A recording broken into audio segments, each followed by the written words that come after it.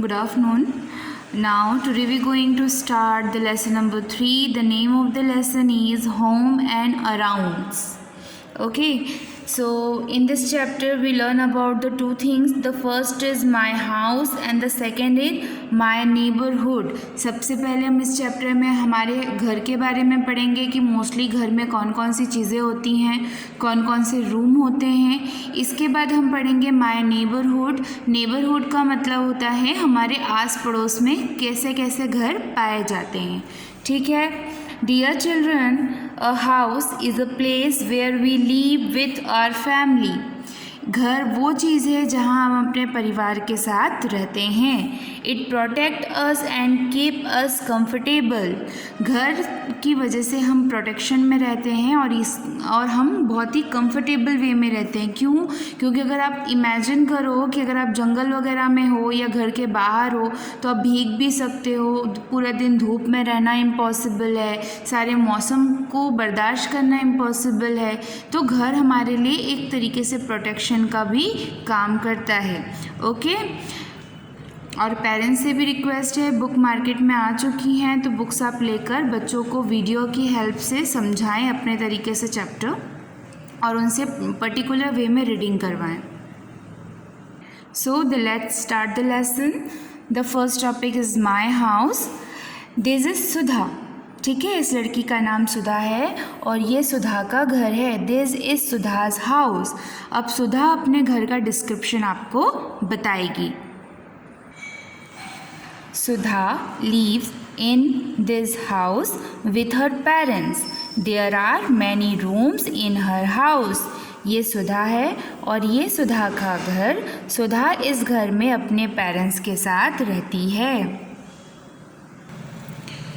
अब सुधा के घर में देखते हैं कि कौन कौन से रूम होने चाहिए घर में. This is the living room. Sudha and her parents watch television and relax here. तो इस लाइन का मतलब ये है कि ये सुधा का लिविंग रूम है. लिविंग रूम वो एरिया होता है हमारे घर का जहाँ हम बैठकर टीवी देखते हैं. सपोज़ जैसे आप बोलते हो ना हॉल, वो हॉल नहीं, वो लिविंग रूम होता है. वहाँ पर हम सोफ़ा, चेयर ये सब सेट करते हैं और बैठकर वहाँ पर टेलीविज़न विद फैमिली देखा जाता है. उसे हम कहते हैं living room. This is the study room. Sudha does her homework here. ये सुधा का स्टडी रूम है. स्टडी रूम का मतलब अगर घर में कोई एक कमरा आपका सेपरेट होता है जहाँ बैठकर आप पढ़ाई कर सकते हैं, उस रूम को स्टडी रूम कहा जाता है. This is the kitchen. Sudha's parents cook food here. ये सुधा का किचन है और इस किचन में सुधा के पेरेंट्स मिलकर खाना बना रहे हैं. आफ्टर किचन जहाँ हम बैठकर खाना खाते हैं उसे डाइनिंग रूम कहा जाता है. This is the dining room. Sudha and her parents eat here. जहाँ बैठकर खाना खाया जा रहा है उसे डाइनिंग रूम कहते हैं. वहाँ डिनर टेबल सेट रहती है और डिनर टेबल पर बैठकर विद फैमिली आपको खाना खाना चाहिए. This is Sudha's bedroom. She rest and slip here. जहाँ आप सोते हैं उस रूम को बेडरूम कहा जाता है. The last is this is the bathroom. Sudha baths here. जहाँ आप नहाते हैं उस रूम को बाथरूम कहा जाता है. ओके स्टूडेंट्स, तो कितने रूम्स आपने पढ़े? फर्स्ट था आपका लिविंग रूम जहाँ बैठकर आप रिलैक्स होते हैं, टेलीविज़न देखते हैं. सेकंड था आपका स्टडी रूम जहाँ बैठकर आप पढ़ाई करते हैं. नेक्स्ट था आपका किचन जहाँ खाना बनता है. आफ्टर दैट डाइनिंग रूम जहाँ बैठकर खाना खाया जाता है. And the next is bedroom जहाँ सोया जाता है. And the last is bathroom. नहाने वाले जो कमरा रहता है उसे हम बाथरूम कहते हैं. Sudha loves her house. Every house is special to the people who live in it. सुधा के लिए उसका घर स्पेशल है. ठीक उसी तरीके से हर व्यक्ति के लिए उसका घर स्पेशल होता है. A house give a shelter, shelter का मतलब होता है छाँव, एंड कीप अस सेफ, घर होने की वजह से हमें छाँव मिलती है और हम सेफ रहते हैं क्योंकि जंगली जानवर हम तक नहीं पहुंच सकते हैं, ना ही हमें किसी भी तरीके का कोई हार्म होता है।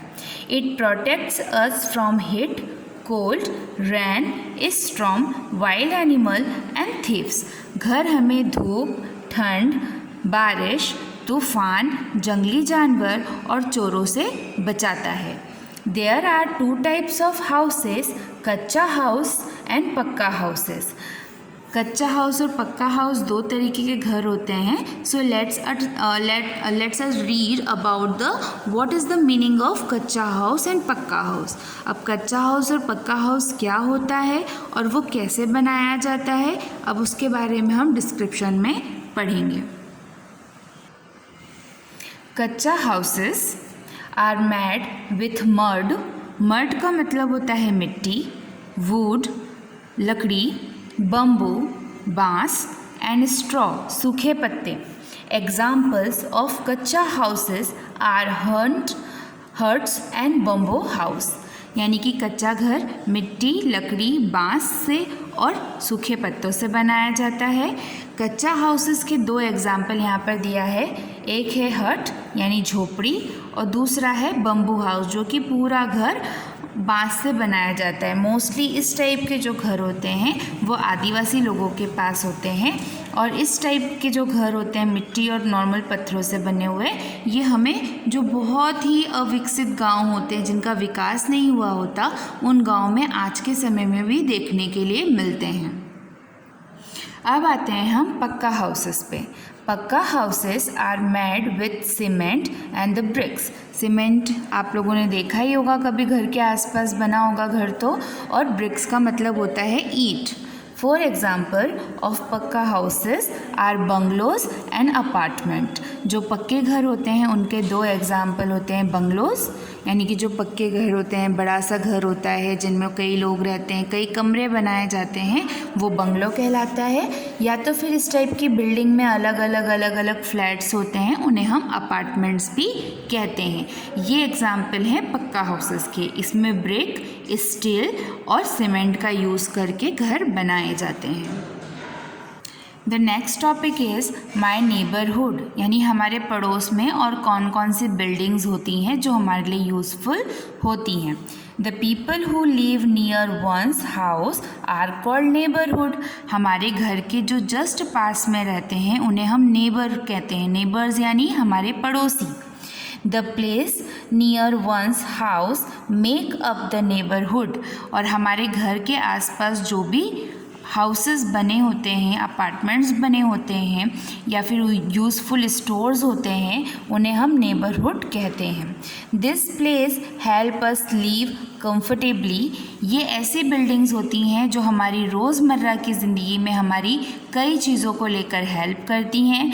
There are many such places in neighbourhood. हमारे आस पड़ोस में हमारी यूज़फुल बहुत सी ऐसी प्लेसेस होती हैं। Look at this pictures. सबसे पहले पोस्ट ऑफिस, हमारे घर के आसपास पोस्ट ऑफिस होना चाहिए, ये हमारे लिए यूज़फुल है। The second building is police station, police station हमारे घर के आसपास होना चाहिए। स्कूल होता है हमारे घर के पास, हॉस्पिटल्स भी होते हैं, मार्केट एंड बैंक। ये 6 ऐसी बिल्डिंग्स और हमारे नेबर्स एरिया हैं जो हम कहीं भी घर लें, घर हमेशा ऐसी जगह बनवाना चाहिए जहाँ ये सारी चीज़ें हमें आसपास मिलें। Post office, police station, school, hospital, market and bank. A clean neighbourhood is a healthy neighbourhood. अगर हम अपने आसपास, अपने घर के साथ साथ हमारे आसपास की भी सफाई रखेंगे, it means a clean neighbourhood. हमारा आस पड़ोस अगर साफ़ रहेगा और हेल्दी रहेगा तो हम भी वैसे ही रहेंगे। We can keep our neighbourhood clean by throwing garbage in the dustbin. अब हम अपने आसपास का क्षेत्र कैसे साफ रख सकते हैं? कोई भी कचरा हो उसे या तो नगर निगम की गाड़ियों में या तो फिर डस्टबिन में फेंकना चाहिए. We can also keep the neighborhood green by planting more tree. हम जहाँ रहते हैं उस एरिया में हमारे आसपास का एरिया और अच्छा हो, इसलिए हमें ग्रीन प्लांट हमेशा प्लांट करते रहना चाहिए. So students, let us recap. हमने इस चैप्टर में जो जो पढ़ा वो इसमें पॉइंट आउट है. पहला पॉइंट है, a house is a place where we live in with our family members. घर ऐसी चीज़ है जहाँ हम अपने परिवार के साथ रहते हैं.